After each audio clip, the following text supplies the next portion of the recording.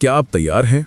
Iran 2025 में एक नई, तेज और जदीद फौजी कुव्वत के तौर पर उभर रहा है। पाबंदियों के बावजूद उसकी टेक्नोलॉजी और हिकमत अमली बदल चुकी है। कातिल ड्रोन से लेकर हाइपरसोनिक मिसाइलों तक वो हथियार जो माजी में ख्वाब थे अब मैदान अमल में हैं।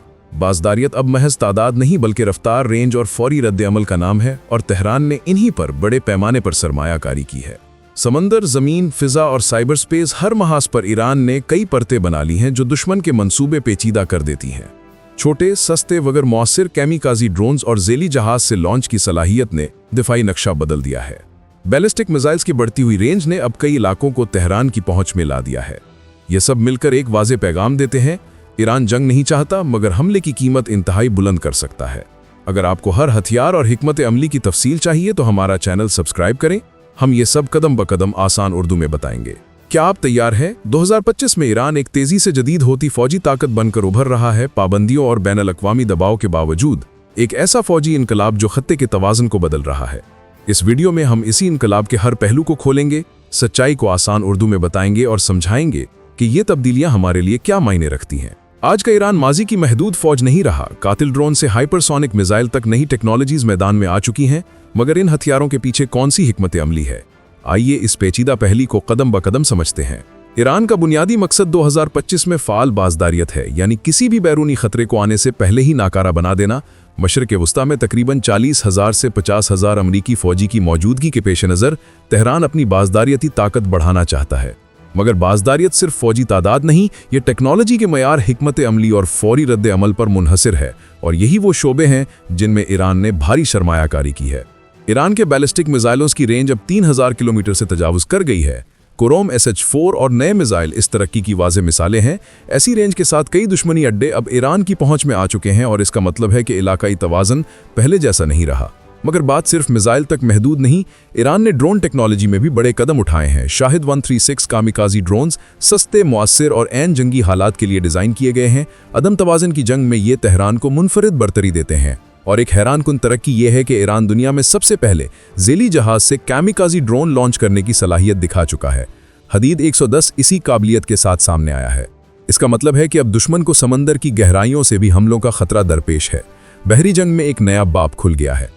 ड्रोन फ्लीट्स के लिए ईरान ने शाहिद बागरी नामी ड्रोन कैरियर जहाज भी तैयार किया है, जो दर्जनों ड्रोन्स को तवील फासले के मिशंस पर भेज सकता है। इससे ईरान की नेवी की अमली रेंज ड्रामाई तौर पर बढ़ गई है और दूर दराज समंदर भी पहुंच में आ गए हैं। फ़िज़ाई दिफा में ईरान ने मुल्की साख्ता बावर 373 सिस्टम को अमल में लाया है। ये निज़ाम 300 किलोमीटर से ज़्यादा रेंज को कवर करता है, और सयाद 4B मिसाइल इस निज़ाम का मरकज़ी हिस्सा है। मकसद जदीद दुश्मन तैयारों और मिसाइलों को रोकना।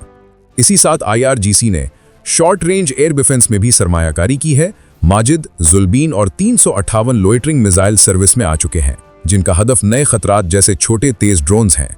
नतीजा ये हुआ कि ईरान का दिफाई ढांचा अब मुतअद्दिद परतों पर मुश्तमिल और ज़्यादा लचकदार बन चुका है। साइबर स्पेस भी तेहरान की नई जंग का महाज है। IRGC के साइबर यूनिट्स ने दुश्मन इंफ्रास्ट्रक्चर पर हमलों और पेचीदा इंटेलिजेंस ऑपरेशंस में फ़ाल किरदार अदा करना शुरू कर दिया है। डिजिटल हमले और दिफा आज हर महाज का हिस्सा बन चुके हैं। ज़मीनी कुव्वतों में भी वाज़ेह अपग्रेड देखने को मिला है। अपग्रेडेड सोलीमन 402 टैंक्स और नए हथियार जैसे मिज़ाफ़ात राइफलें मैदान जंग में दाखिल हो चुकी हैं। तेज़ रद्द अमल यूनिट्स को ज़्यादा फुर्ती और मोबिलिटी दी गई है, ताकि किसी भी मंजरनामे में ईरानी सरजमीन का फौरी दिफा मुमकिन हो। नेवी दो रुख में तरक्की कर रही है। एक तरफ जदीद डिस्ट्रॉयर्स और मुल्की साख्ता सबमरीन्स तैनात किए जा रहे हैं, तो दूसरी तरफ IRGC अदम तवाज़ुन वाली बहरी हिकमत अमलियाँ अख्तियार करके फास्ट बोट्स और छोटे हथियारों से समंदरी दिफा को पेचीदा बना रहा है। ये इम्तिजाज खलीज की दिफाई सूरत हाल को मजीद मुश्किल और ख़तीर बना देता है। फ़िज़ाइया अभी भी बहुत सी हुदूद का सामना कर रही है, मगर Su-35 लड़ाका तैयारों की मुमकिना खरीदारी रूस से एक बड़ा कदम है, जबकि मुल्की पैदावार के यासीन और cruiser training jets local industry को मजबूत कर रहे हैं। कदम ब कदम ईरान अपनी फ़िज़ाई मजबूती को बहाल कर रहा है। खला में भी ईरान अपनी मौजूदगी मजबूत कर रहा है। नोर और KM सैटेलाइट्स ने इंटेलिजेंस और निगरानी की सलाहियतों को बढ़ाया है, और स्पेस लॉन्च प्रोग्राम्स जारी हैं। हदफ मजीद जदीद सैटेलाइट्स तैयार करना है। खला में कुव्वत होना अब ईरान के स्ट्रेटेजिक आलात में शामिल होता जा रहा है। बैनुल-अक़वामी महाज पर रूस ईरान का सबसे अहम फौजी पार्टनर बन चुका है।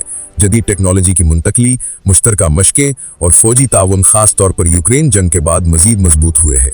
इस शराकतदारी का मुस्तकबिल खित्ते के तवाज़ुन को बदल सकता है। चीन अगरचे महतात रवैया इख्तियार करता है मगर कुछ कलीदी शोबों में ताउन कर रहा है। ड्रोन टेक्नोलॉजी, साइबर और सैटेलाइट शोबों में शराकत ईरान को पाबंदियों को बाईपास करने और जदीद टेक्नोलॉजी तक रसाई दिलाने में मदद देती है। सफारती महाज पर भी ईरान ने मुतहरी हिकमत अमली अपनाई है। सऊदी अरब के साथ मुआहदा कशीदगी कम करने की तरफ एक अहम कदम था और अजरबैजान के साथ सरहदी मशक़ें और ताउन ने खित्तेई राब्ते मजबूत किए। तेहरान वाज़ेह तौर पर खित्तेई तवाज़ुन को अपने हक में मुंतकिल करने की कोशिश कर रहा है। मगर ईरान के हरीफ भी खामोश नहीं बैठे। इसराइल अपनी एयर डिफेंस सलाहियतें तेजी से मजबूत कर रहा है ताकि ईरानी मिसाइल और ड्रोन खतरात का मुकाबला किया जा सके और इलाकाई इसलाह दौड़ एक नए उरूज पर पहुंच गई है। अमेरिका भी खलीज में अपनी फौजी मौजूदगी बरकरार रखे हुए हैं। एयरक्राफ्ट कैरियर्स, बेड़े और पैट्रियट सिस्टम्स फाल रखे गए हैं। मकसद किसी भी जारहाना कदम को रोक रखना है। सवाल ये उठता है कि क्या ये मौजूदा बाज़दारियत काफ़ी है? ईरान अपनी नई सलाहियतें दिखाकर वाज़ेह पैगाम दे रहा है, हम तैयार हैं और किसी भी हमले की कीमत बहुत ज़्यादा होगी।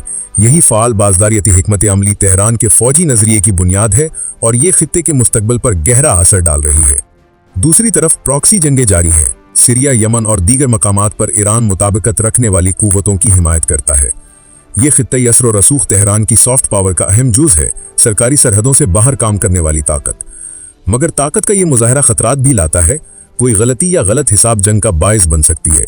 तमाम फरीक इस नाजुक हकीकत से वाकिफ हैं, इसी वजह से एक शिकंजानुमा तवाज़ुन कायम है। मगर यह तवाज़ुन कब तक कायम रहेगा? यहाँ अहम नुक्ता यह है, ईरान जंग नहीं चाहता, ईरान बाज़दारियत चाहता है। इसी वक्त वो हर मुमकिना मंजरनामे के लिए तैयार है। दिफा और धमकी की ये दोहरियत एक पेचीदा हिकमत अमली पैदा करती है और 2025 में यह हिकमत अमली अरूज पर है। आगे क्या होगा? ईरान अपनी फौजी मॉडर्नाइजेशन जारी रखेगा या हरीफ इस रुझान को रोकने की राह तलाश करेंगे, या खित्ता एक नए बाज़दारियत पर मबनी तवाज़ुन में दाखिल हो जाएगा? ये सवाल अभी खुला है। मगर एक बात वाज़ेह है कि ईरान की फौजी मॉडर्नाइजेशन 2025 में एक नाकाबिले तरदीद हकीकत है। एक मॉडर्न लचकदार फौज जो जदीद टेक्नोलॉजीज़ पर मबनी बनती जा रही है और ये तब्दीलियाँ खित्ता सलामती के मुस्तकबिल को तारीफ़ कर रही हैं। तो अगर आप मज़ीद गहराई में तज्ज़िया देखना चाहते हैं तो हमारे चैनल को सब्सक्राइब करना न भूलें। आइंदा वीडियोज़ में हम हर हथियार, हर हिकमत अमली और हर मुमकिना मंजरनामे को तफसील से तोड़कर आपके सामने